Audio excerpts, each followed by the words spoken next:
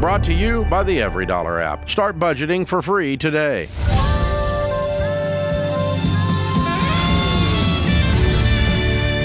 This is the Ramsey Show, where America hangs out to have a conversation about their money, their work, and their relationships. The phone number to jump in is 888-825-5225. Alongside the incomparable, the always Natalie attired George Kamel, I'm Ken Coleman, and it's going to be a fun show today. And I can tell you, the audience out in the studio, I can just tell these people got the juice, George. They're excited to be here. I met some of them before the show. Oh, you did? They are riled up. Well, it's a live wire out there. And a particularly good-looking group, if I might observe.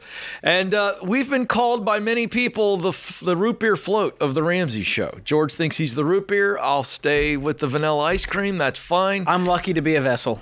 I'm just happy to be in the discussion. I'd be the paper straw in that root beer float if I could be. So we're going to have a good time today. George is going to help you with budgeting the money, saving the money, getting out of debt, investing money, and I want to help you making more money. That's my play here at the Ramsey Show, and so we do that together, and we have a lot of fun. You ready to go, friend? I'm pumped. All right, let's do this. Christina starts us off in San Bernardino, one of my favorite places to say. Not stay, George, but to say San Bernardino. That's a fun place. Let's get to Christina. How can we help today? Hi, thank you for taking my call. You bet. What's going on? So my husband and I are on baby step 2. We've paid off $39,000 since November, which we're very proud of. You should be. However, congratulations. You got the moat. Thank you. Yeah. Thank you. However, we still have $126,000 of student loan debt, a car loan, and we have not yet purchased our first home. And I'm almost 40, and I recently listened to a show that addressed retirement, and I'm feeling so discouraged that we'll never catch up since we're starting this journey so late. We gross $200,000 a year, and my question is it still possible for us to become baby step millionaires? Yes. Let's get that 100%. out of the way. Now, George is going to tell you how. He's going to show you with specifics, but let's start there. Because if you don't believe it, Christina, you're not going to receive it. You feel me? Ooh, that was good. Yes. Put that on a stitch pillow or something. There it is. I'm already in the Hallmark category, and we've only been on the show 3 minutes. This is unbelievable. I should probably quit while I'm ahead. George, explain it now. She believes it. Yeah, so we can walk through, if you follow the Ramsey plan, here's what would happen. So you guys have crushed it, paying off $39K already. How much longer until you're completely debt-free if you're doing this with Gazelle Intensity? We're hoping 18 to 24 months. Okay, so another 18 months you'll be debt-free. That'll put you at still about 40 years old? Well, I turned 40 in June. Woo! Okay, let's say 41 once you have the emergency fund. How's that? Okay. If you started investing and you guys make $200,000, which is incredible, it's a great income, that would mean you're investing $30,000 a year once you're in baby step 4. Are you tracking with me? Okay. So I'm just trying to show you some math to show you what would happen. That's $2,500 a month, household going into retirement accounts. We're going to assume a 10% return. You have nothing in retirement right now? Well, I'm a teacher, so I do have a pension that has about $89,000 in it. All right, that's not nothing. And here, I'm going to try to plug in, see if we can get it on the screen for you. Just to Okay, yeah. So George is plugging in. So I'm just showing you 42 to 67, right? Let's say you work a little bit longer to catch up. That would still give you $3.3 million in that one account. There we go. Will that do? Christina, I feel like she just won a game show. There it is on the screen for those of you watching on YouTube. And let's say even by 62, so that's a 20-year investment period. If you even, and I'm calculating from zero, Christina, $0 in any retirement account, 42 to 62, $2,500 a month. That means you guys never get a raise over 20 years, which we all know is not going to be the case. You're still going to have $1.9 million. Wow. And guess what? Only 30% of that was your contribution. The other 70% is just compound growth. Now, we can all look back and go, oh my gosh, if I had started at 25, I could... Yeah. Listen, the past is the past. Don't should all over yourself. That's right. Don't do it. Don't do it. Lady on the front row.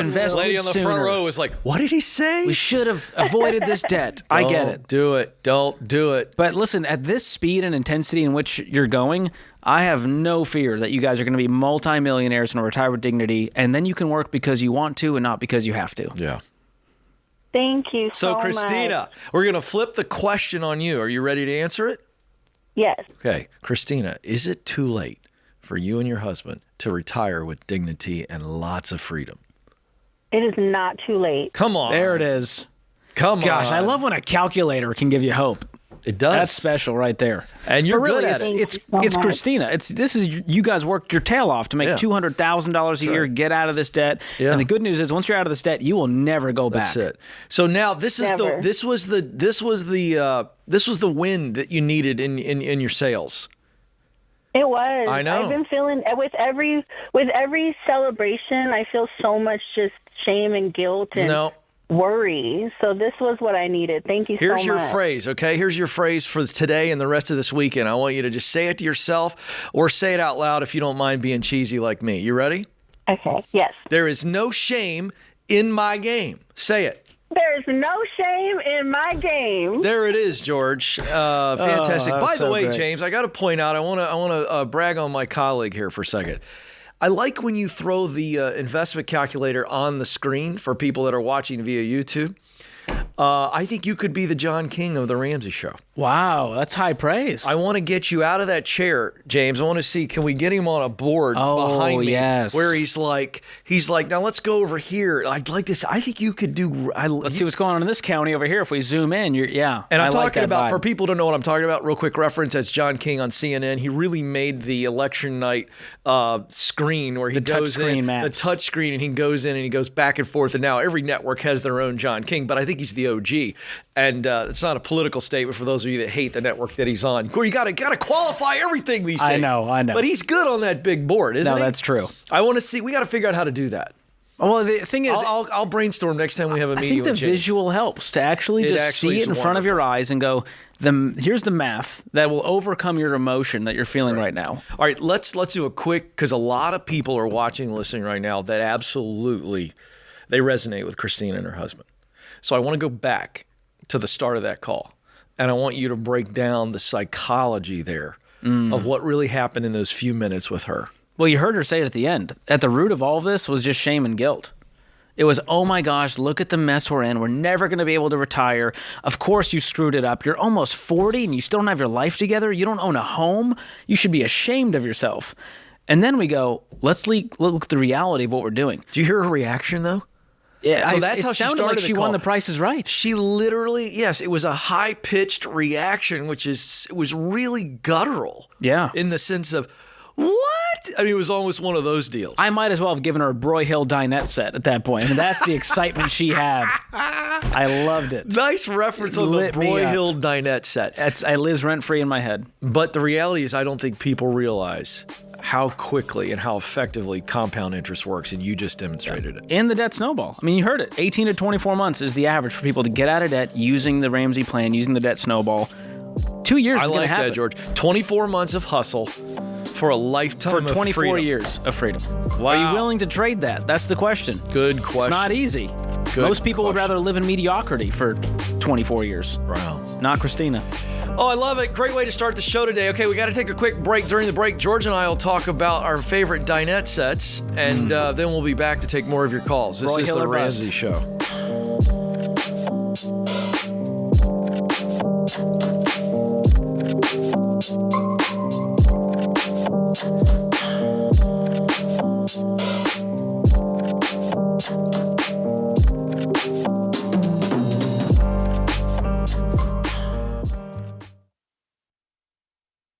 If you need health insurance for yourself or your family, you might be lost in a maze of confusing terms, overwhelming options, and questions about networks. Not to mention high costs and bad service from insurance companies that don't care about what you want. Common concerns like those are why I'm proud to recommend Health Trust Financial. They've been working with Ramsey for over 20 years, and they're the only Ramsey trusted health insurance broker. Health Trust Financial takes an unbiased approach to finding you the best health insurance for your situation. They listen to your needs, and because they work for you, not the insurance companies, their service is free, with no obligations and no pressure. Here's the best part. Health Trust Financial customers typically save an average of $500 a month. Health Trust Financial is your one-stop shop for unbiased advice about health insurance options to make sure you don't overpay. So get out of the maze by going to healthtrustfinancial.com today. healthtrustfinancial.com.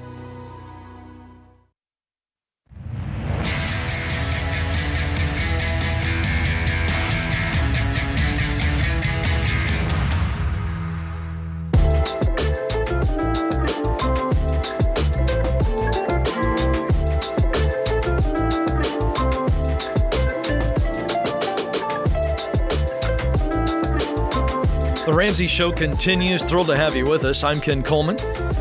My pal George Kamel is with me today. It's the law firm of Coleman and Kamel. You've seen us on bus stop benches. That's exactly right. It's 888-825-5225 is the phone number. Kyle is up next in Kansas City, Missouri. Kyle, how can we help today? Hey, Ken and George. Hey, thanks so much for taking my call. It's an honor to speak with both of you, so thank you. Well, the honor is ours, sir. What's happening? Hey, I guess quick question for you guys. I have one credit card. I have no debt except my mortgage at this point. I have heard you guys obviously just evangelize cutting up these credit cards. I just am nervous that if I do it, will the lender be after me? What if I have to refinance in the future? For some reason, the thought of cutting up my credit card here is making me nervous. You guys have sold me on the arguments of cutting it up. I guess I'm just calling for last minute reassurance. All right. Well, this is great. You couldn't come to a better place. I'm going to warn you. When you cut up your credit card with scissors, there's an automatic beacon that is sent to the credit card companies, and a very burly gentleman with large shoulders will call you. He will speak to you in very unfriendly tones. He will threaten you. And it's a thing. So you got to be willing to deal with that. But if you're willing to deal with that, then it's fine. Okay. Kyle, I'm joking. Okay. Kyle, I tried really hard to be sarcastic. Did you catch that at all? Did it miss the mark? The studio audience. I'm genuinely scared over here, man. Oh, I'm sorry. So here's the deal. He really thought Dog the Bounty Hunter and the SWAT team was about to show up. I was kind of trying. No, so here's the deal. In all seriousness, nothing's going to happen.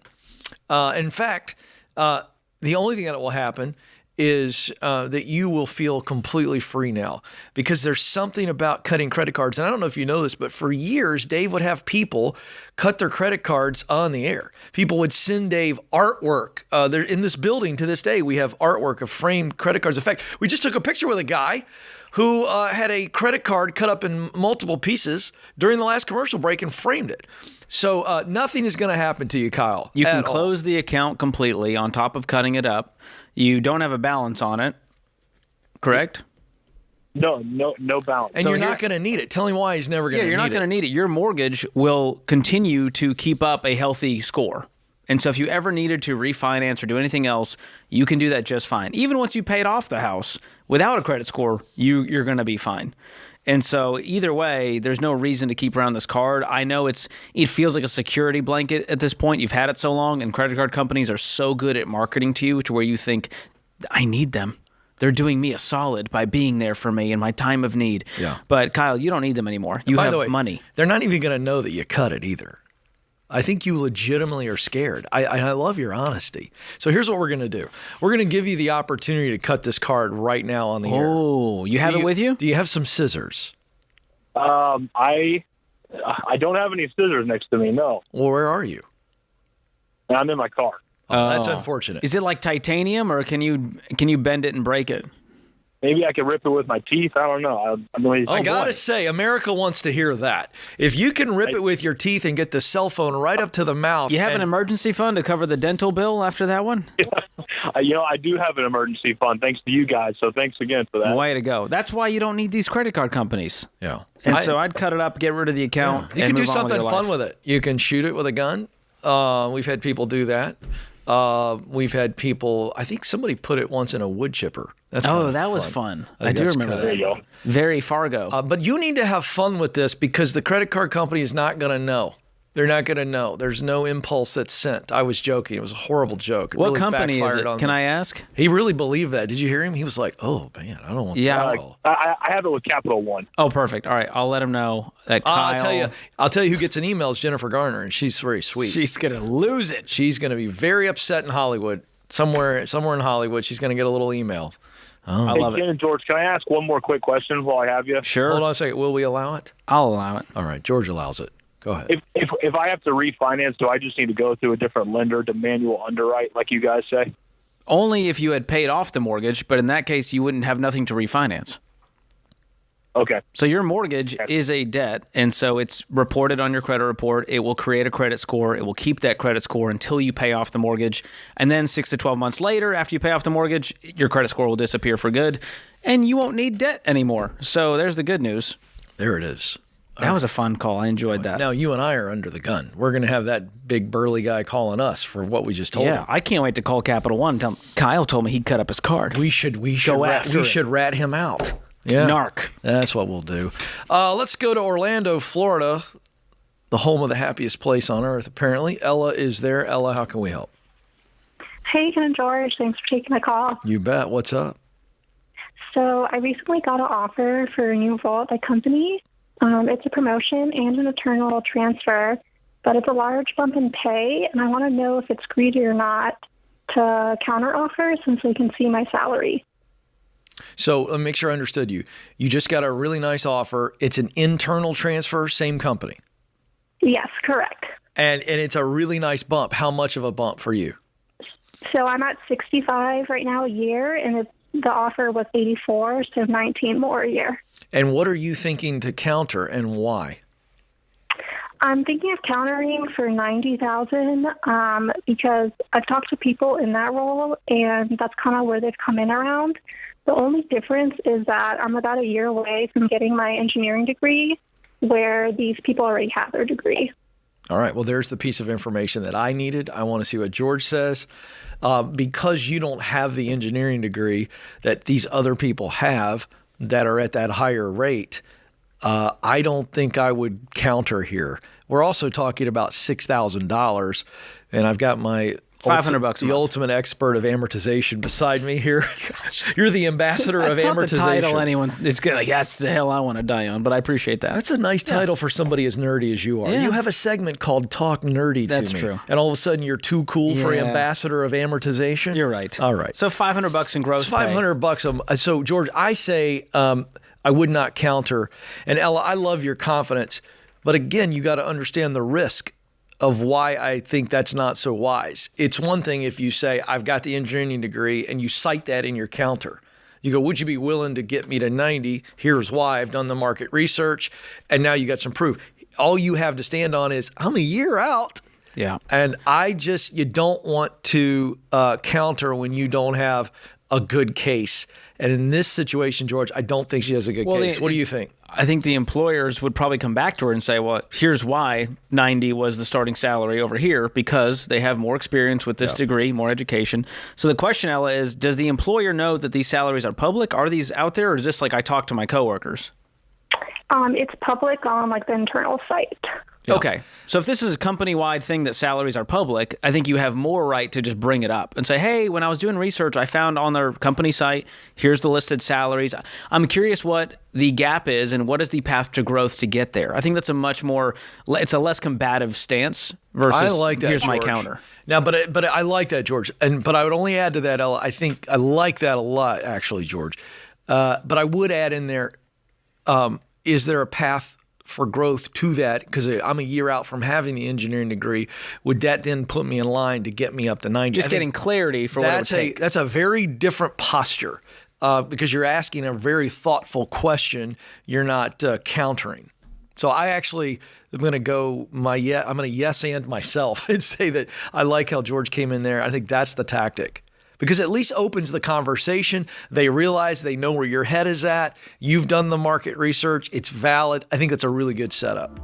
Congratulations. Got it. Thanks so much. Yeah, let's celebrate that. You got to be celebrating the big bump. I am. All right, really proud of you. That's super exciting stuff. Don't spend it all, George. Lifestyle creep is real. There it is. You got George sitting on your shoulder. I'm watching. I'm always watching. Always watching. A little George on your shoulder. A little George. You can get a little treat. Just don't go crazy. That's exactly right. All right. Coming up, we got a little break. And during the break, George and I are going to talk about his favorite gluten-free treats. That could take a while. And then we'll be back. This is The Ramsey Show.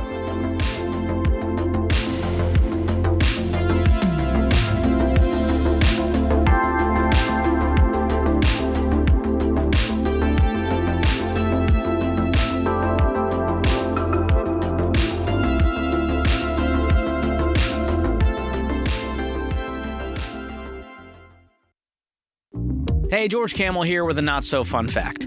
Every American Social Security number, including our children's, has been hacked and is now on the dark web. And this is not a scare tactic, this isn't fear-mongering, it's a reality that could turn into a nightmare for a lot of people. And believe me, I've been a victim of identity theft, and I would prefer it never happen again. Because once the bad guys have your social, it's the lifeblood for all of their activity. Think of all the places you use your social. Your banking, your employer, government offices, utilities, cell phone companies, everywhere. And once they've got it, thieves can open new accounts, drain existing ones, steal payroll, and wreak havoc all in your name. Not cool. And to be real, it's not a matter of if, but when. So you've got to protect yourself with Xander's ID theft protection. Xander has all the cyber tools to help, including home title monitoring, full recovery services if you do become a victim, and stolen funds protection. Not to mention, it's the best value on the market. They've been protecting my family for over a decade, and I trust them to protect yours too. So get enrolled today by calling 800-356-4282 or just visit Xander.com. That's Xander.com.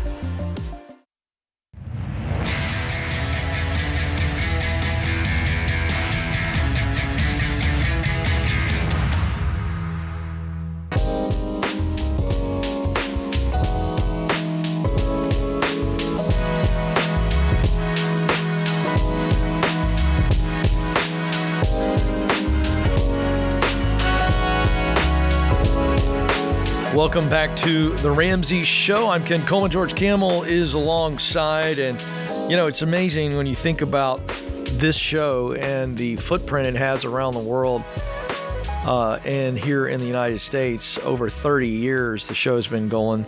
And it started on a card table. Before there was a show, there was a business idea that Dave Ramsey had in he and Sharon's living room.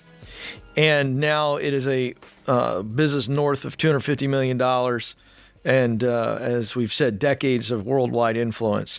And so this is really fun because Dave has not written a book in a while, but his new book is now available to pre-order. It's called Build a Business You Love, where he unpacks how this business actually got started and has grown to where it is today. The way he talks about it is it's the baby steps for running a business. And so this is a fabulous book and a real great fit for so many of you who want to work for yourself or you're already running a business. You can pre-order it now for only $29.99. And when you pre-order, you get over $350 in free bonus items, including the EntreLeadership Hiring Playbook and the ebook and the audiobook, which is enhanced. So pre-order today. It's only $29.99. You pre-order it at RamseySolutions.com/store, RamseySolutions.com/store, or if you're watching on YouTube or listening via podcast, click the link in the show notes and you can pre-order that book. Really looking forward to how this is really going to change the game for so many people. Build a Business You Love by Dave Ramsey. All right, Jeff is up in Atlanta, Georgia. Jeff, how can we help today? Hello. So my question is, first of all, thanks for having me on the show. You bet. I have a question that I don't think has been asked before, but so I can't invest in the S&P 500 and other similar ETFs because of religion reasons. So should I create my own diversified portfolio? Okay, I have questions. Okay. What is I want to be very sensitive in how I ask this question. What is the spiritual or religious, actually it's not spiritual, I'm going to call it, what is the religious reason that you cannot invest in the S&P 500? So the reason is I'm Muslim. And I'm not allowed to invest in any companies that involve alcohol, Gotcha. gambling. Okay. adult entertainment, all those things. Totally caught up now. Okay, because I'd not heard that before, but that makes I get it. So tell us what you're thinking. I want George to be able to hear this. What would be your diversified stock strategy? So first, I found I found another ETF that pretty much is like pulls from the S&P 500, but excludes the company that do the gambling and alcohol and all that stuff. Okay. But the problem with that is the expense ratio is so much more higher than it would be for investing in the S&P 500. Is this in a retirement account? So much. No, this is personal. Are you investing in retirement currently? Yes, but through work, like 401k and stuff like that. Okay, so those funds likely have companies that are against your beliefs, correct? Yes. But it's the options that you have. Yes. And are you investing 15% into those retirement accounts? I believe it's 6% match, and I'm doing 100% of whatever 6% is. Okay. I would encourage you to use those tax-advantaged accounts first. It sounds like you don't need to be investing beyond retirement right now unless that 15% gets you maxing out every tax-advantaged account where you need to go to these non-retirement taxable brokerage accounts. Is that the case? I don't understand what you mean by that. So what is your income? So I make about $80K before bonus. Okay. And you have a company 401k? Yes. Is there a Roth version of that they offer? Yes. I contributed one time, but then I stopped. Because I really wanted to take advantage of like the tax reduction. Okay. Well, the thing is with the Roth account, you're just using after-tax money. You don't get the deduction, but then it's going to grow tax-free and you'll withdraw it tax-free in retirement. And especially with your income, I would recommend you go with the Roth option. It's not worth it for the tax deduction when you see the growth and the tax-free withdrawals later on. So in that regard, here's my question to you. Why is it okay to invest in the 401k in these funds, but not outside of the 401k? What's the difference? Well, really, the 401k is something that I was contributing to already unknowingly, and I just realized how much I had in it, right? I still haven't made a decision whether I want to stop contributing and like go full on the other direction. But right now, I know since it's like my only option at work and it was already automatically being contributed, right? That's not something that would like be held against me religiously. Yeah, but, and I have looked into this. There are halal investing funds that are compliant. Yes. Have you looked into those? Do they all have high expense ratios? Yes, they start at like 2.5 or 2.0. It's really high. Man, that is brutal. Well, here's the deal. There's going to have to be a compromise here. If this is part of your beliefs and this is something you feel really strongly about, you're just going to have to pay that expense ratio for the pleasure of following your values. Well, do you think if I decided pretty much to actively, so I create like my own portfolio that operates as a passive ETF kind of thing, right? I only pull from the companies that I do align with from the S&P 500, NASDAQ, and all that. I mean, you're talking about investing in 400-something different companies, likely. Well, that's going to get real complicated real fast. I would only pick enough to have my portfolio diversified. I wouldn't go all the way into like percenting those 1% companies and stuff like that. I would worry about the top 10 and then the ones that come underneath. But like when it gets to like that company that's like 0.5% of the S&P 500, I won't worry too much about it. I mean, you can do that. I still think the tax advantage of these retirement accounts outweighs all of this to where I would just choose the best options you have in the 401k, and it's the options you have. You have no control over that. And I would stick to those retirement accounts for the foreseeable future until you get to the point where you're maxing out your retirement accounts or you paid off your house and you want to increase your investing. But I wouldn't just mess with a taxable brokerage account and picking single stocks. I just wouldn't personally do it. Even if I'm picking the stocks, not based on what I believe are good investments, but based on what the S&P 500 is picking. I'm telling you, you can do that. It's going to be a really complicated portfolio and get messy real quick. when you're trying to auto invest in 400 different, whatever the top companies are. And the less companies you have, the less diversified you are, which adds a lot of risk. So if you said, hey, man, I'm going to go in Tesla because it's compliant. Have you seen Tesla lately? This is why you want to be diversified amongst hundreds and hundreds of companies. And so I don't know. I would talk to other folks who are in the same boat as you, that are part of your faith community, and find out what the options are, and then just choose the best that you can. That's all you can do. And I hope that... Or you got to pay the additional... pay the extra... if the normal expense ratio is under 1%, you're paying 2.5%. Look... It's it's basically a tax you're paying to follow your religious beliefs. Jeff, I've been listening in here. George, I think, has given you terrific advice here, and you keep pushing back. You keep, and it's like, look, if you want to take that on, George thinks that that's a lot, and I would assume because it's so much, it also has a lot of risk involved with it. That's what I'm hearing from you. So my pushback on this to you, Jeff, is you can't have your cake and eat it too is an old phrase, and I think it applies here. I really respect anybody that lives their life on a set of religious beliefs, and what that really is about conviction. But in order to live a life of conviction, there will have to be sacrifice. There is no, I don't care what religion it is. You could take the entire world's religion, and all of it requires sacrifice to follow it. So you're already violating your religious beliefs in your 401k. Those are your words, not ours.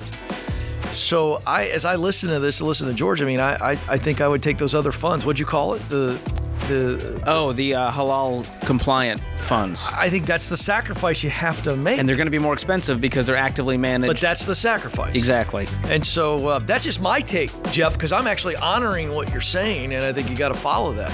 Fully or not at all. I don't think there's a midway there. This is The Ramsey Show.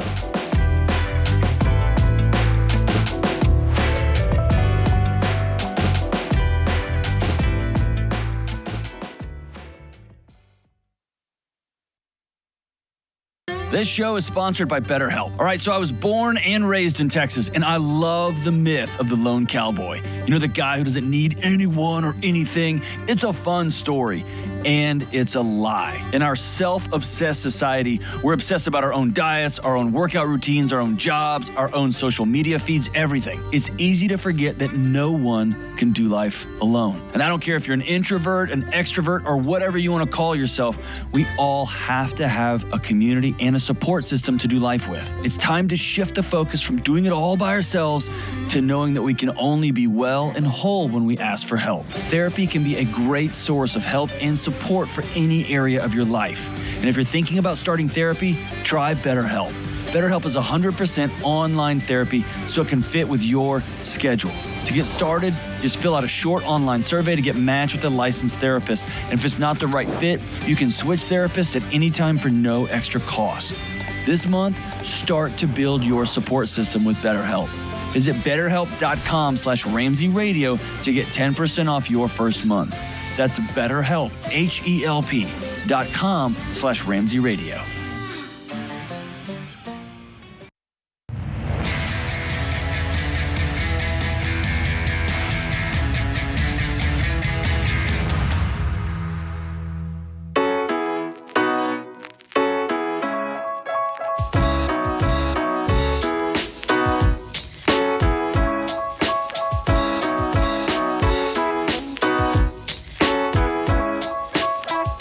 Welcome back to The Ramsey Show.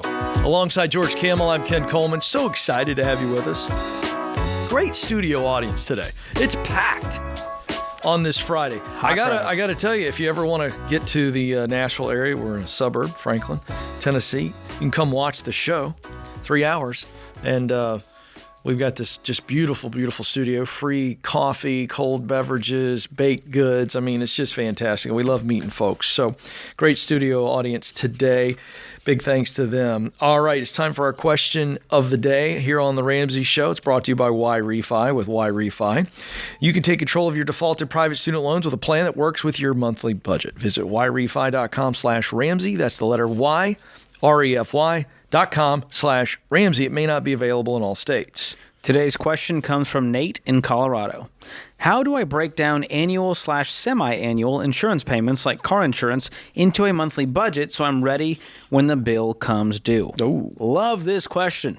And it all comes down to this magical term, sinking fund. Oh, I love when you talk nerdy, George. I feel like this was an accidental talk nerdy to me. This is a bonus one for Ken. This is a bonus talk nerdy segment. So the idea here is just a strategic way to save money by setting aside a little bit each month so that you're ready when the time comes. So for easy numbers, Ken, let's say there's an annual insurance bill for $1,200. Okay, $1,200. That's Every what January. I owe. Perfect. Every year. Every January, $1,200 comes out of your account. Okay. How do you budget for this? It's random. Right. Well, you can create a sinking fund inside of every dollar and mark it as a sinking fund and say, I'm going to set aside $100 in every month's budget. Goes right so into that.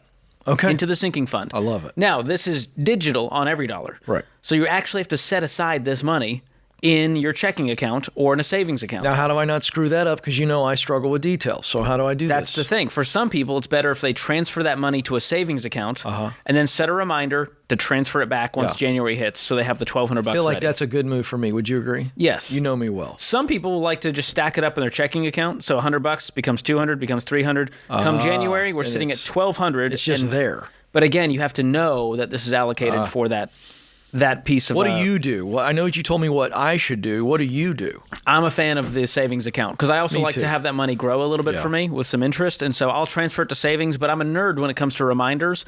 And every dollar also has reminders you can set up inside of here. So I'll tell you. Come next January, I get a little alert. Yes. So I have mine under insurance and taxes in my budget, and I have them all listed as sinking funds. You can see I'm showing Ken. This is very, very exciting. I have never felt so VIP in my life. So Folks, this is... I just looked inside George's every dollar. It's homeowners insurance. Wow. Which you really are a nerd. I have auto and umbrella on one policy. I have property taxes. Yeah. Then I have my wife's life insurance policy and my life insurance policy. Yeah.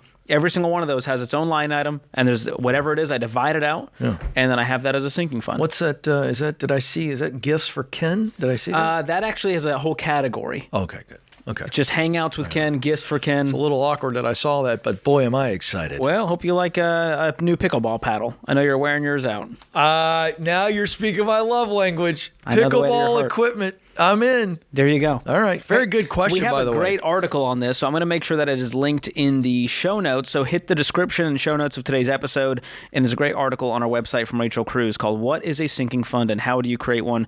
It'll walk you through all of this, and I think it's really going to help everyone out there struggling with these things that aren't monthly Oh, look at that. bills. It was on the screen there. Oh, that was my screen. Was that you got? Oh, look at that. Good timing, guys. So George is actually showing the article right there. I'm telling you. I like a little show and tell. I'm telling you, I'm trying to make you the John King of the Ramsey Show. It's like a crusade for me now. I love when you do it. It wasn't a life goal, but I aspire to it now. I think you've got the gift. I do. All right. Good question there. Really fun. By the way, I want to make a quick mention. Anytime we mention any resource, article, a product, anything on the show, it is always linked in the show notes, so you can come back to it. That's a huge thing for me. Treasure trove. Some call it a gateway drug to financial freedom. That's what happens in the show notes. Wow, I love that. That feels very Friday to me. We're talking gateway drugs to financial freedom. Hello. All right, Jennifer's up next in Buffalo. Jennifer, how can we help? Hi, guys. I thank you so much for having me, and You thank you bet. so much for what you do. Thank you. My husband and I have quite high credit card debt, and we were wondering if we should do a home equity loan to pay this credit card debt off. Because of the lower interest rate? Yes, that's the main thing. But I hear you say don't borrow to pay, credit cards, and I'm wondering if that is All right, this is your moment. You got George right here, George. Oh, boy. What are you going to say, George? Well, I got to wait. on, I got George. indigestion after Hold just on one hearing second. that. Survey says... We need a Tums. It's a no for me. Oh, no. It's a no for me. Okay. And here's why. It's partially the math on it of it sounds crazy because it is crazy that I'm going to use debt to pay off other debt to go into a different kind of debt and hopefully pay that debt off. And if I don't, I'll just get a consolidation loan to pay off the HELOC. Do you see where this is going? This is where most people find themselves, just playing a shell game of debt. Okay. And instead, what I like to do, use that interest rate to make you so angry that you pay off that credit card so fast that it doesn't know what hit it and you never go into debt again. Okay. So how much is left on the credit card debt? $60,000 across several credit cards. Okay. And what did you use that money on? It's been over several years, so I'm not even sure. I would say maybe vacation, maybe just places that we wouldn't normally use our bank card because we're nervous about the security. Okay. You say we. Is there a husband who's an accomplice to these financial crimes? Yeah. Okay. There is. Good. Wow, financial crimes. I like to make it really add some drama to it. George's. It feels like a crime. Well, you guys, I just feel like you guys work too hard to be this broke, to go $60,000 in credit card debt instead of just saving up and paying for things you can What's afford. your combined income? $260. Oh, Oh, listen, I got to buried tell the you lead, something, Jennifer. Jennifer. Several people in our live studio audience were a little put out by that information. They were like, come on, Jennifer. Yeah, this is the next question America's asking. Why does someone making $260,000 needing to fund their life on a credit card? Where is your actual income going? Oh, boy. So we do have a little bit of money in the bank, but this is a new. So we made probably $120,000 maybe last year, and about the same the year before. So this is a newer. You've over doubled your income. Okay, this is great. This is news. great. Think about this. Great. You guys could be debt free before the year's over.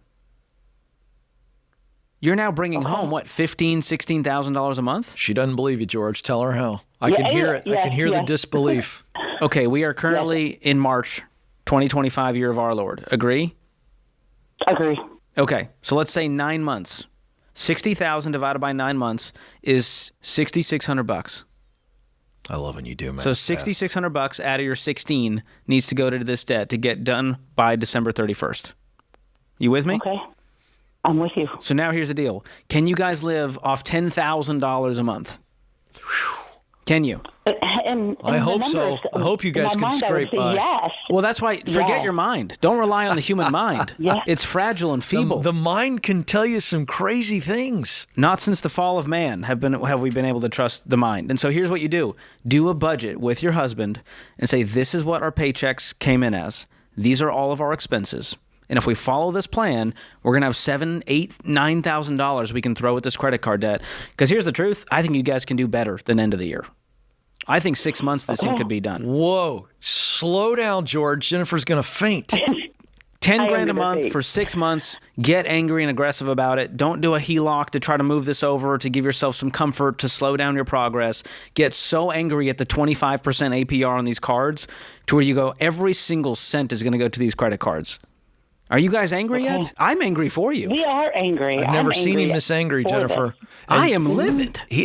I'm not kidding you. That's about as high test as George gets, all right? The guy he's just very chill. He's very angry. I could punch a hole in some soft drywall right now. All right, That's how angry I am. You know what? You're starting to worry me. I feel like I'm pouring fuel on the flame here. Relax a little bit. All right, I apologize. But Jennifer, you know what to do. You guys got this. You can do this, Jennifer. Get aggressive. No more debt. Debt is not the answer to your problems. You are the answer. Oh, wow. Thank you guys so much. You bet. Well, great hour. George, I got to say, you were on fire. The nitro cold brew hit at just the right moment. Is that what it is? Yeah, I think so. Okay. Do you have any kind of prescription anxiety meds that you take? Just nitro cold brew. That's all I need. Let's get another cold brew in here. Somebody. I don't feel safe. This is The Ramsey Show.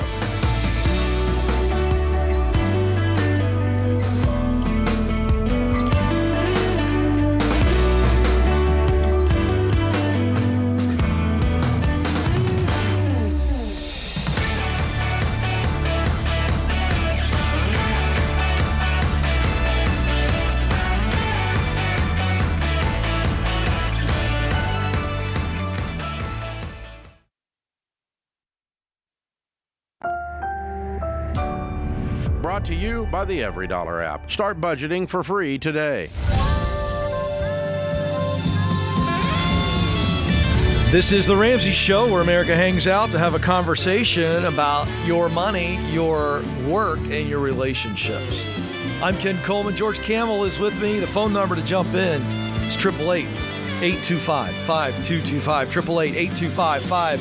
888-825-5225. George, you ready to go? Another hour? You got your V8, your cold brew? How'd you know? I mix them together. You do. It's quite a concoction. What it means is great financial advice. I got to tell you that from the best beard in all of financial shows. No Worth question it for about $5 on Venmo to get Ken to say that about me. That's right.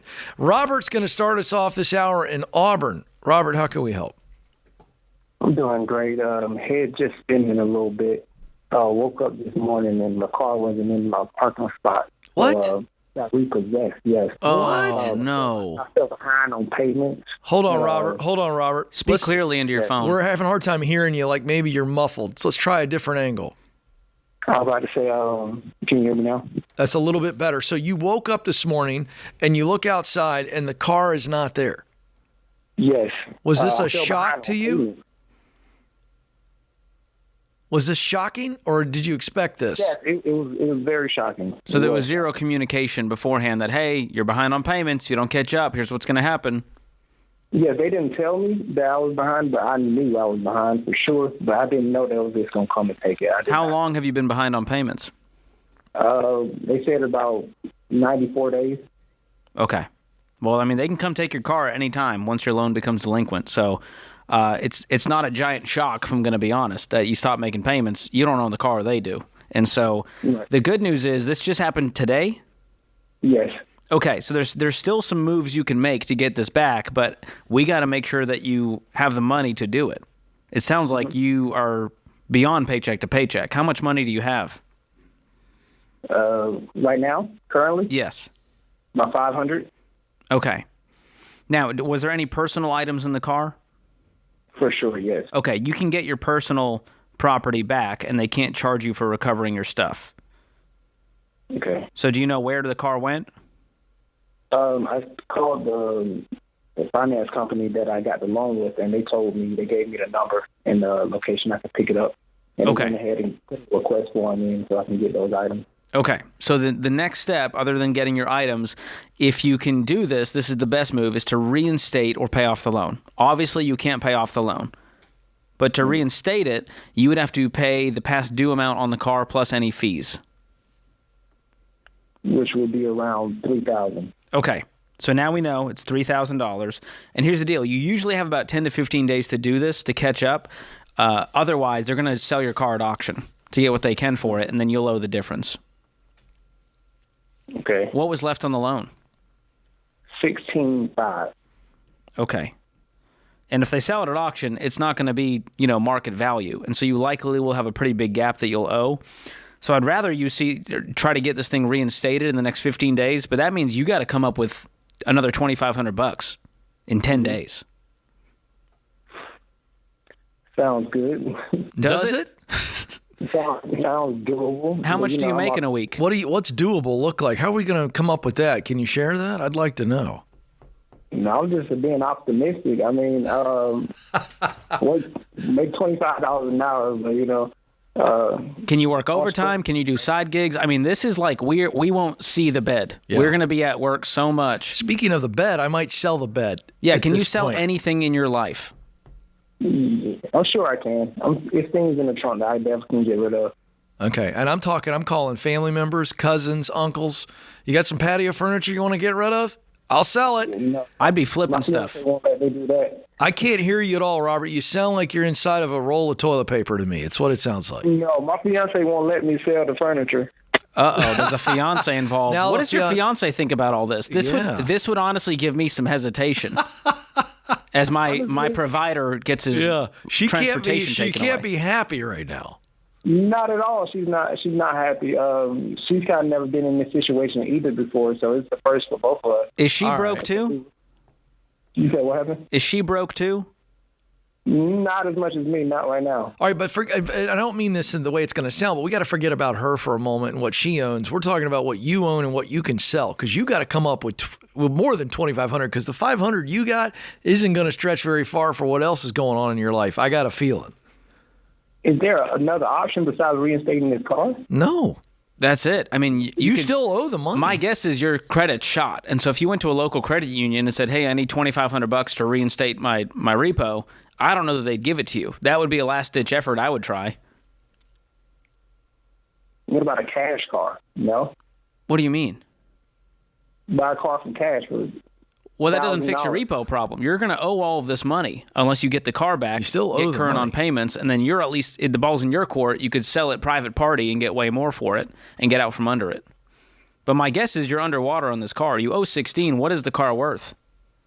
$4,000. There you go. Oh boy.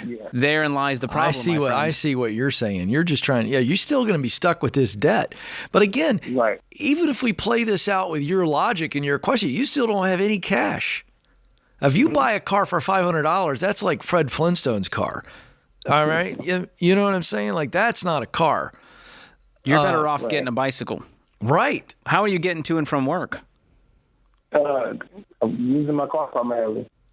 I know, but but starting but you today. don't have a car. Right, but we're on spring break, so I have like 4 days until I go back to work.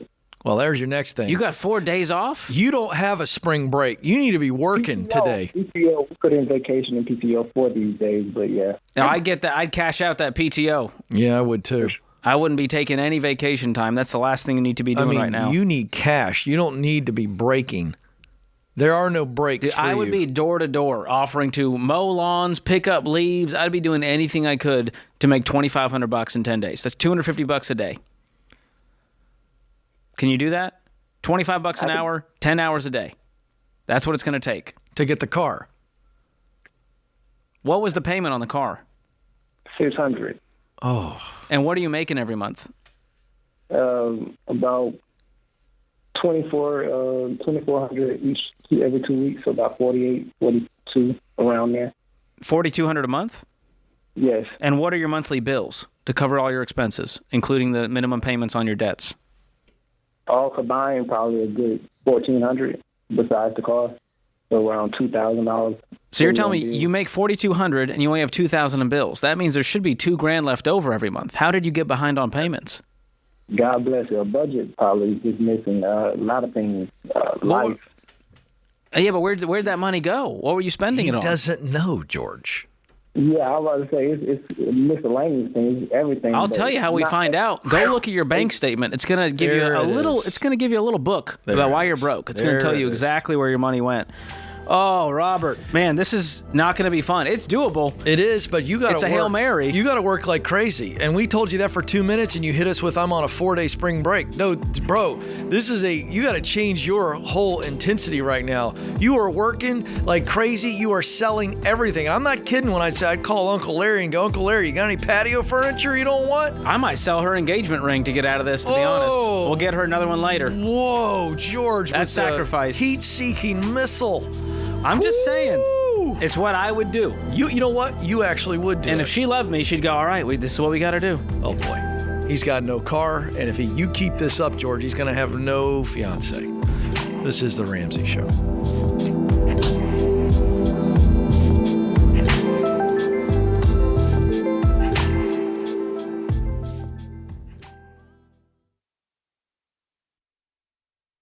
What does the future hold for business?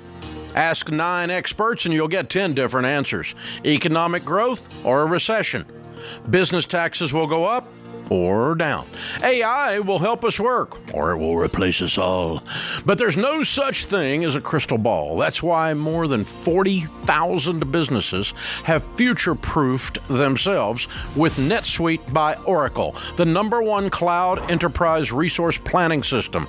Ramsey Solutions uses NetSuite, and you should too.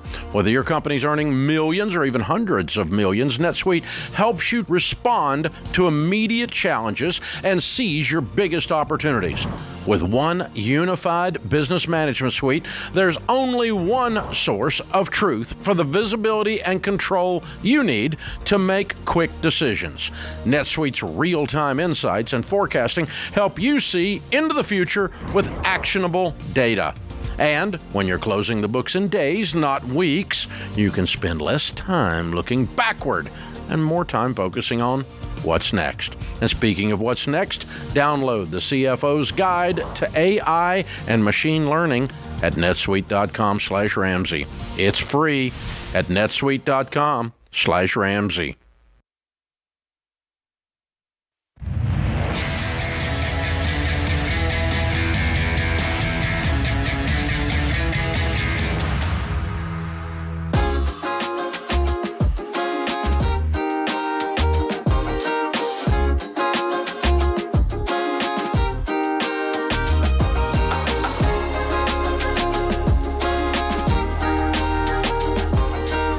back to the Ramsey Show. I'm Ken Coleman. George Kamel is with me. The phone number for you, America, is 888-825-5225.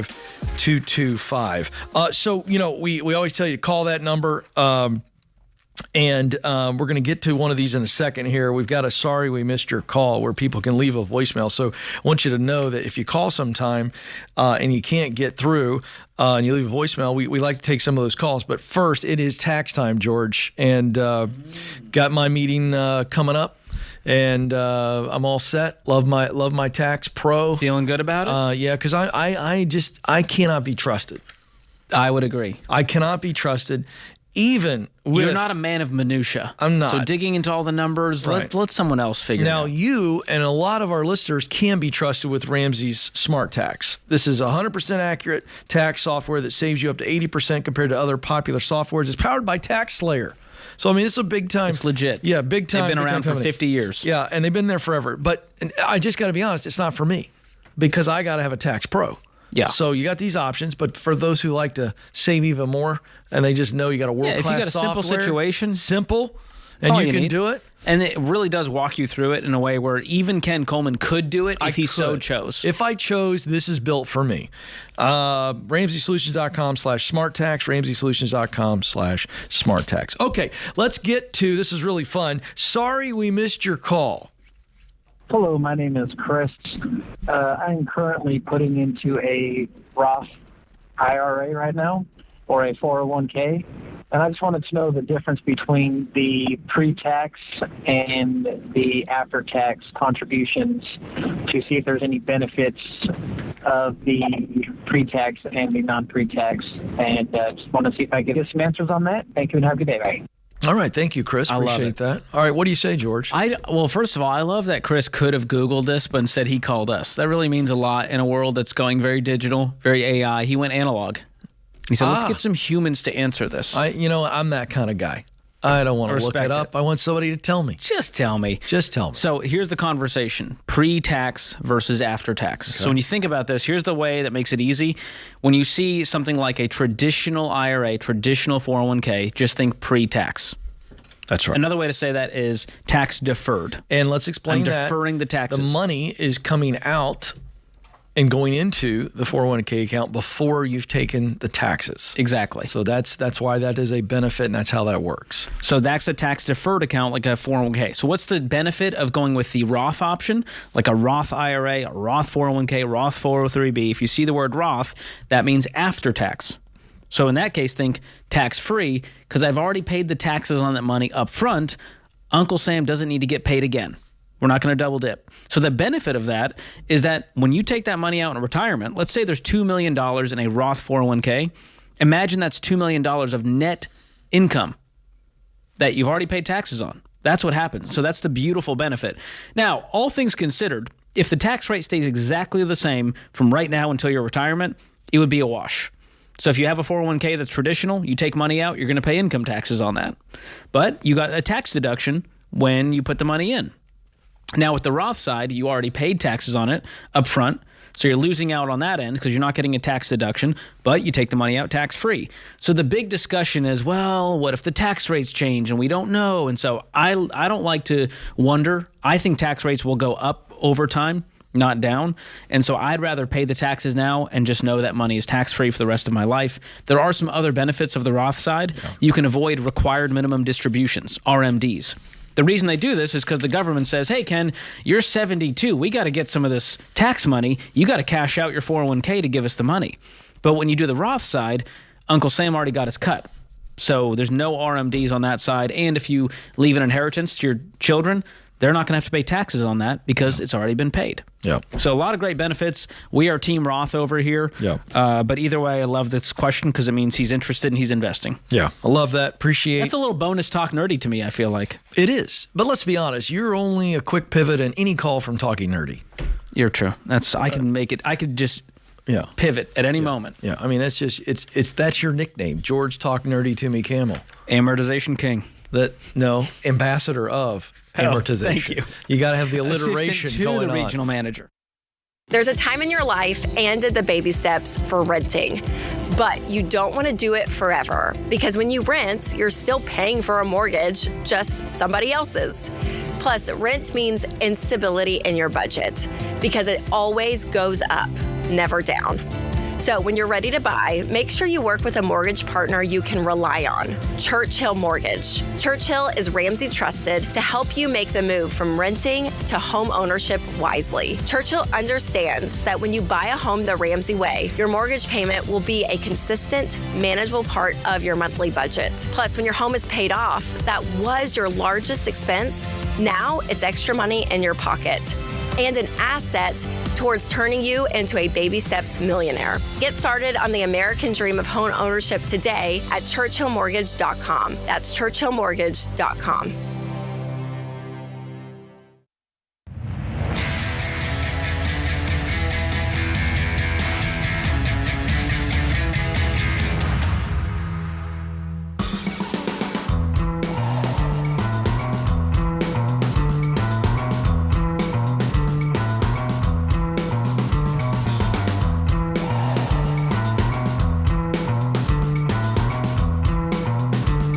Welcome back to the Ramsey Show alongside George Kamel. I'm Ken Coleman. The phone number to jump in is 888-825-5225. And I'm told that Kristen is on the line in Erie, Pennsylvania, and she's a baby steps millionaire caller. Woo! We love these.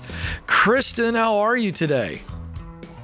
Hey, guys. Can you hear me okay? Loud and clear. Do I have the facts straight? Are you a baby steps millionaire? All right, tell us what's your net worth? It's approximately $1.25 million. Nice. And can I ask you how old you are? It's not polite to ask a lady how old you are unless it's this kind of format, but I'm still going to ask. Well, I'm at an age that I don't care anymore. I'm 55 and my husband's 58. Come on. Love it. Love it. So we got a 55-year-old millionaire. Okay, fantastic. Very fun. Can you give us the breakdown of the 1.25? Sure. I have approximately $689,200 in retirement, and that is broken up into a 403B, 2 Roth IRAs, and 2 traditional IRAs. Awesome. And what else? I have a non-retirement brokerage account with about $50,000. Checking account is about $1,000. I call it savings account, very liquid. Number 1 is $4,400, and savings account number 2, which is a high yield savings account, which is about $51,000. Our primary home is worth about $2.25. That's paid off. Yes. Okay, nice. Everything's paid off. Yeah. Let's see. I'm in the process of getting rid of my whole life policy, and once I do that, that will add in another $13,000. That's cash value. Good for you. Wow. Way to go. And you guys have a couple cars, I imagine? Yeah. And those are paid off? What are those worth? Those are paid off. We have an 09 Hyundai Sonata that's probably worth about maybe $2,000 if I'm lucky. Yep. And I have a 2015 Jeep Patriot. I'm just going to guess around $8,000. So it sounds like the next step for you guys might be upgrading in vehicles, because, boy, you did not sound excited, and I can't blame you. You know, that Sonata gives you bad feelings. I love my Sonata. It has 198,000 miles on it, and it runs real good. Oh, all right. Well, you acted differently, so I don't know. All right. Hey, what's your household income? What was your worst year as a couple and best year? Okay. Let's see. Worst year was $22,600. Okay. And then our best year, which was in 2024, was $126,000. Nice. Awesome. And any of this money, was it inherited? Let's see. I did inherit my parents' home, which is worth $230,000, but we inherited it. We inherited it after we became millionaires. Oh, very nice. So it did not cause you to become a millionaire. That is correct. Cool. And degrees? You guys have degrees? Yeah, I have a bachelor's in education and a bachelor's in biology. Okay. And my husband has a bachelor's in computer science. Nice. How about that? And you guys both working in those fields still? My husband never got into the field of computer science. He actually works for an insurance agency. Cool. And how about you? And I am actually using both degrees.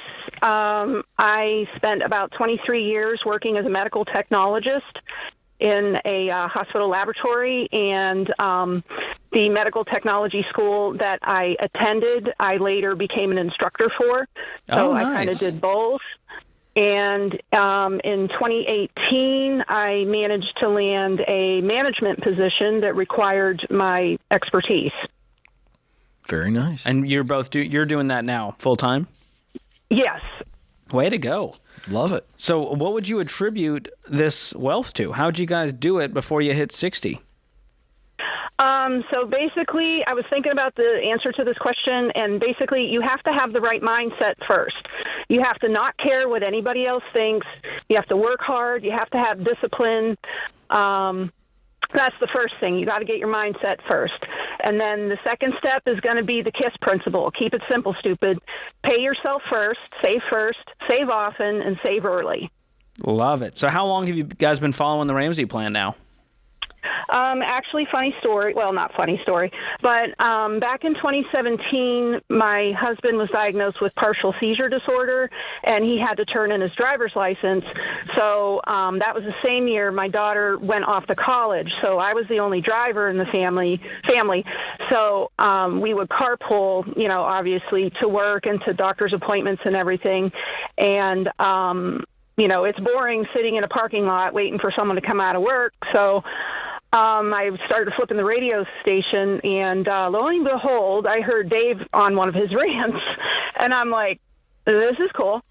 So I listened to the show and podcast for about 6 months, and then we jumped on the plan. And then about a year later, after the circus came to town during that famous year, I joined Every Dollar to tighten everything up.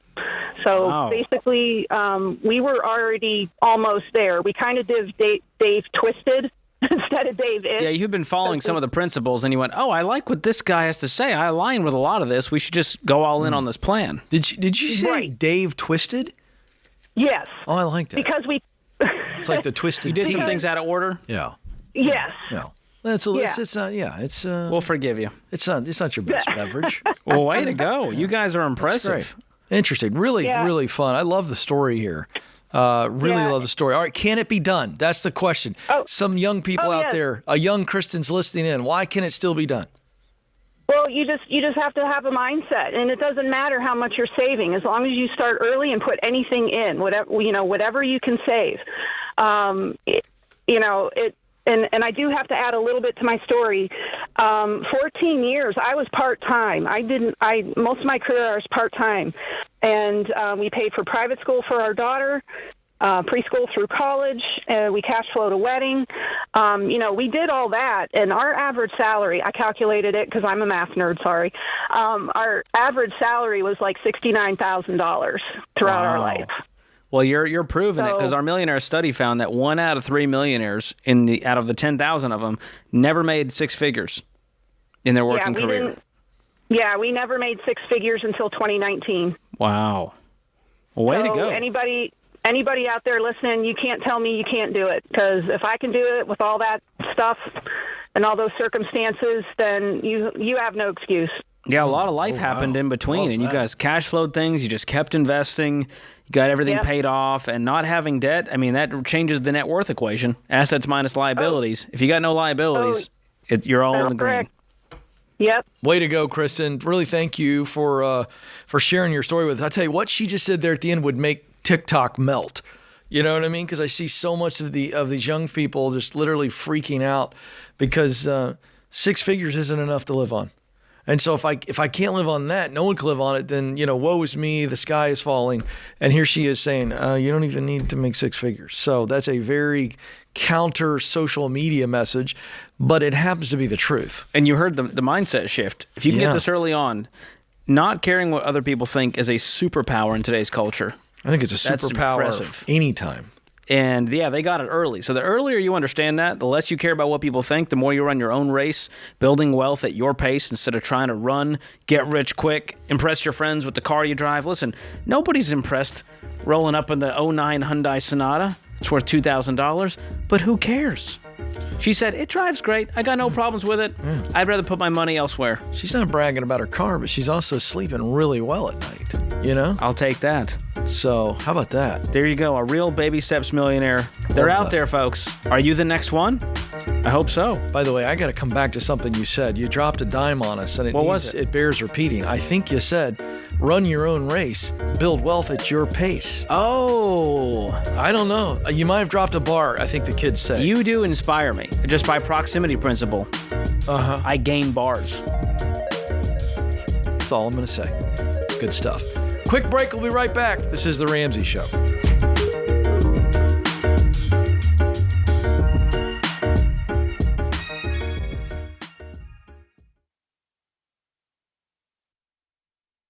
Rachel, do you ever get these sketchy text messages that are like, hey, you need to update your address and verify so we can get you the package you didn't order? Yes, I have, George. Sketchy, and never trust them. And that's why we recommend Delete Me. They help with that. Yeah, they do. Delete Me actually goes in and removes your information from data broker websites, and it is an incredible service that everyone needs. And there's a lot of shady companies out there that solely exist to sell your personal data to bad guys. And that means your info, like your email address, your home address, your kids' names, your name, everything is just out there for scammers and spammers to find. So much. But Delete Me will delete your data, hence the name.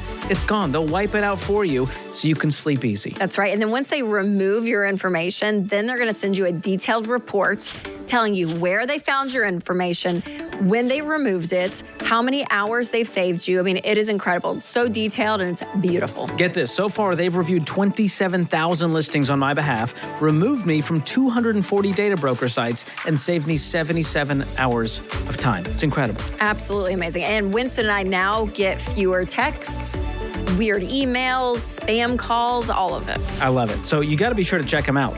Ramsey fans get 20% off their annual plans. Just go to joindeleteme.com/Ramsey. That comes out to less than $9 a month. Super affordable. Again, that's joindeleteme.com/Ramsey. Make sure to check it out, you guys.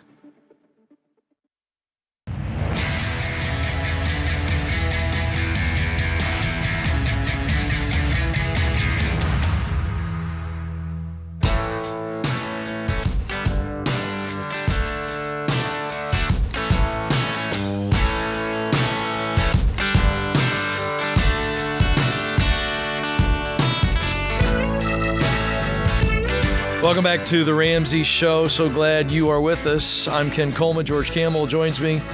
888-825-5225 is the phone number. Hey, are you staying on track with the baby steps? If you want to know, take a quick quiz to check your progress and receive a personalized plan just for you. All you got to do is head to the show notes, click on the link titled, Are You on Track with the Baby Steps? And you can complete the quiz. That's a great little prompt and helper for you.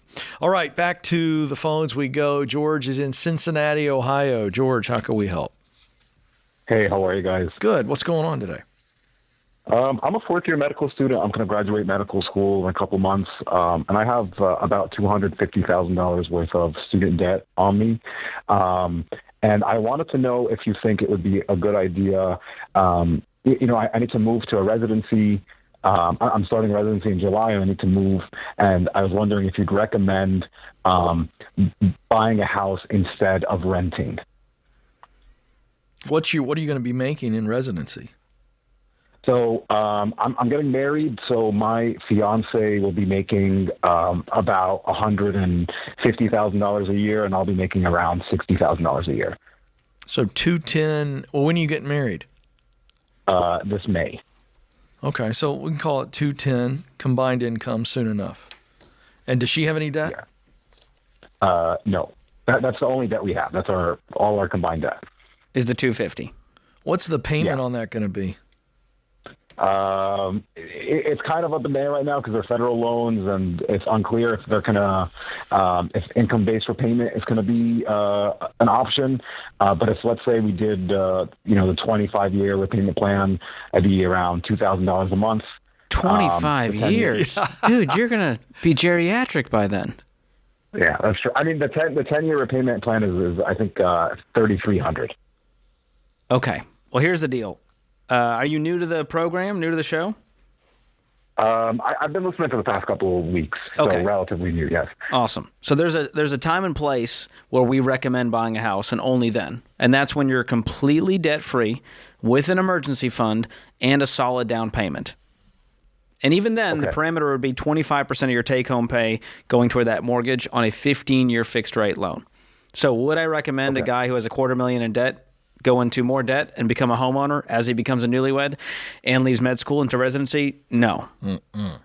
But the good news is you guys are going to be making great money, and the trajectory is so high that you're going to be a homeowner before you know it. But I would rent for a few years. Think about this. Could you, out of the 210, could you throw 100,000 of that, live like you're broke, throw it at the student loan debt? I probably could, yeah. If you rented cheaply as newlyweds, this is the greatest phase because nobody cares that you're broke when you're newlyweds.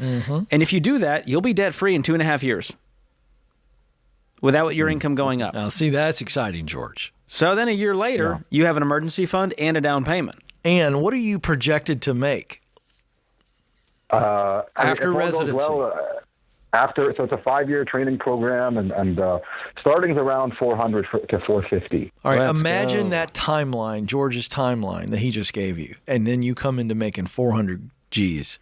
I mean, that's how's that feel? Yeah. No, I didn't. How does it feel? Have you actually? Think about that for a second. Yeah. As opposed to the 25-year plan. I mean, the only reason I was thinking about the 25-year plan is just to lower interest payments. I know why you did it. Yeah. You're trying to lower the monthly payment. I get it. But my point is George just gave you a 2-year plan. Yeah, that's true. So here's the deal. All of your friends around you are going to think you're crazy for aggressively paying off your student loans. They're going to go, hey, I'm just going to die with this, or hey, I'm going to make great money one day. I'm not really worried about the loans. I want to live my life. I've been in med school for too long. I'm a doc now. I want to get a nice house. I want to get a nice car. You're going to see that all around you, this lifestyle creep that happens in the medical world. And let me tell you, my whole family's in the medical world. And so this happens. And if you're not careful, you will be like the other doctors, broke, stressed out, going, man, I make $400,000. I don't know where any of it goes. It just disappears every single month. Or you could go against the grain, aggressively pay off your debt, buy a house, pay that off aggressively, and then be making $500,000 household income with 0 payments. And when you're burnt out one day, you just retire and go, I'm done. I'm going to do something else. I'm going to go volunteer. I'm going to go do some overseas, dock work. And that, I think, will free you if you follow that plan instead of do what everyone else is doing. And I understand that's controversial. Yeah, I love it. I think that's great. Let's see if we get Alexander in here in Colorado Springs. Alexander, how can we help? Hi, how are you doing today? Good. How are you, sir? Oh, I'm alive and healthy, so just working on the wealthy. Okay. Hey. All right. That was good. You pulled that one out. It was a little melancholy, and then you gave me some positivity at the end and rescued that. That was great. What's your question? We got about 3 minutes. What's your question? Okay, so I'm in debt, and I want to get out of debt, and I have options. I'm currently in the life insurance industry, and I have 2 jobs that I can choose from because I'm looking at changing industries. Okay. And I was just wondering which one's the smarter way to go to help me get out of debt. Okay, give me A and B. So A is working with my father. So my dad works, and he's a very successful person. And it'd be working for him as an employee. I'd be getting $2,500 at first in draws. I'd be a sales rep. I don't like that option too much because I don't want to owe my dad money. All right. Well, let's stop talking about it. What's B? B is going and doing door-to-door pest control sales. I used to do it for a long time, and I stopped last year, and then I was considering getting back in because I was offered a good opportunity. So you've got an opportunity on the table, an offer to get back into that. Yep. What are you going to make, or what can you make in that role? So my first year with a worse offer, I made $40,000 in 4 months. At this offer, if being realistic, I think I can make at least $45,000 to $50,000 in 4 months. It's just hard work, obviously. Now, why is it only 4 months? That's just how the pest control industry works. You go and work and knock doors for 4-5 months at most, and then you go home and they pay you all your money. Okay, but what are you doing the rest of the 8 months a year? For the 8 months of the year, that's what I was considering. I could either continue and work and recruit and build my team, or I could get another job in that time, that's kind of how it would go. Okay, how much debt do you have? So I actually have it written out here. I took time to do that. I have about $14,000 in debt. Well, I think this is pretty straightforward, George. Alexander, you give us two options. You don't even like option A, so I automatically usually lean with the person because there's good reasons. You don't like the job. Doesn't seem like it's going to pay as much as option B, the pest control. Is that true as well? To an extent. So to be super clear about what I would do with my dad, I'd be kind of starting something new with him. It's selling life insurance again, but corporate life insurance. So the payout really just depends on how I perform, but I don't know how I would perform in that. And it could be anywhere between 6 months to a year before I get my first sale. Oh, well. Yikes. I'm going to take option B. Yeah. Let's go option B. I feel great about that. Aggressively, I'm going to use that 4 months to get aggressive to build yourself a financial foundation. So but if you in make those 45, other 8 months. Yeah, I'd get rid of the debt, get an emergency fund. Once this 4 months is up, you've got a great financial foundation. You need to find like a career. Yeah. And so I'm going to give you Ken's book, if that's okay with Ken. It is. Find the work you're wired to do. It's got an assessment in it. I want you to take the assessment and then read the book. It's only a 45-minute read. It tells you what to do with your assessments because you need to be figuring out in the short term what to do in those other 8 months. I like what you threw out there. When I hear someone say, I want to build my team, I like that. I like the sound of that if that means more money for you. So, but let's also be thinking, anybody who likes going door to door, selling pest control services, my man, you're a freak, and I mean that in a good way, because that is somebody who can handle rejection, George, and that person is unstoppable. So I got to say, Alexander, you figure out what you really want to be selling, a product or a service that you can get fired up about, and my man, you're going to be very wealthy with that ability to handle rejection like you can. I mean, you're something else. So get after it, young man. Get after it. I love it.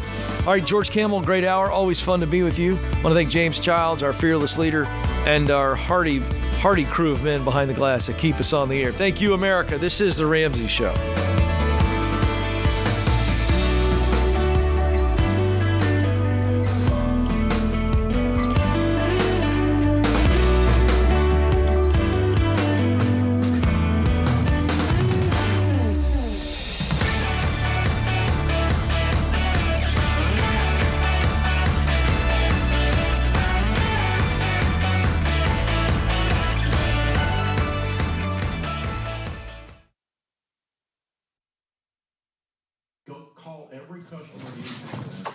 Hey, what are you still doing here?